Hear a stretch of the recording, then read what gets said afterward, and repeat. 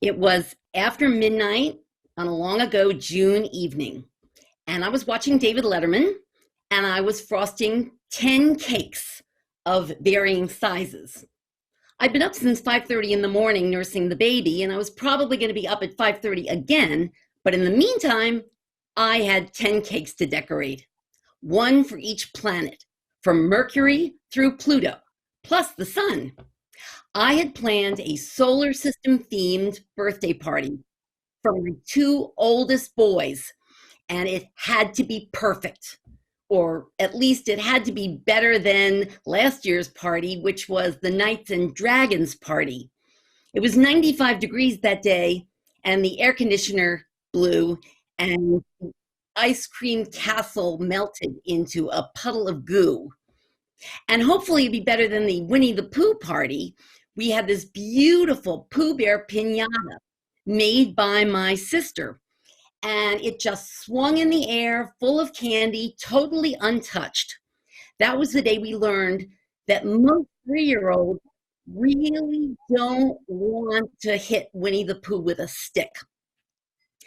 I was a mother of invention, or at least I tried to invent myself as the mother I had always wanted, but never had. My birthday was December 22nd, 3 days before Christmas, and I always got lost in the shuffle. Now, my mom would buy a couple presents for me, but I never, ever had a birthday cake, and I never, ever had a birthday party. Now, I knew my friends had birthday celebrations, and I used to dream of being adopted by their families, if only for 24 hours a year. Instead, my sisters and I grew up in a completely chaotic household where dinner on the table at any point in the evening was a miracle. Clean clothes were hard to come by, and everything was coated with a haze of cigarette smoke. Now, I love my mom, but I promised myself I would never, ever be like her. Well, 30 years later, I had 5 little ones, and I spent every waking moment trying to be super mommy. After that solar system extravaganza, a few years later, we had a party for my 9-year-old daughter, and we decided to throw her an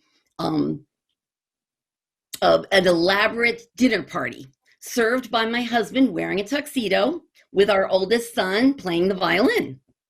And a few years after that, our 13-year-old daughter was given a party where we invited 13 of her friends down on the train to Center City to eat dinner in Chinatown.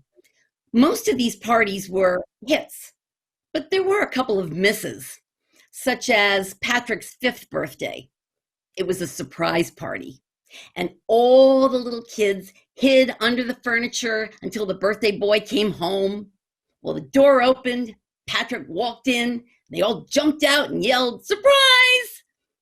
And our son looked at his friends and said, "Oh, hi." See, 5-year-olds really don't grasp the concept of a surprise party. But over the years, all those parties were marked by my strong desire to give the kids memories that would last them a lifetime. Well, a few years ago, everyone was together, and we were sitting around the dinner table one night, and the subject of birthday parties came up. And I just sat back and waited to hear their memories. The Wild West party when everyone was digging for gold in the sandbox. The Where's Waldo party where Dad dressed up as the wizard. That was pretty unforgettable. Only guess what? They didn't remember much. And what they did remember were just sort of vague recollections.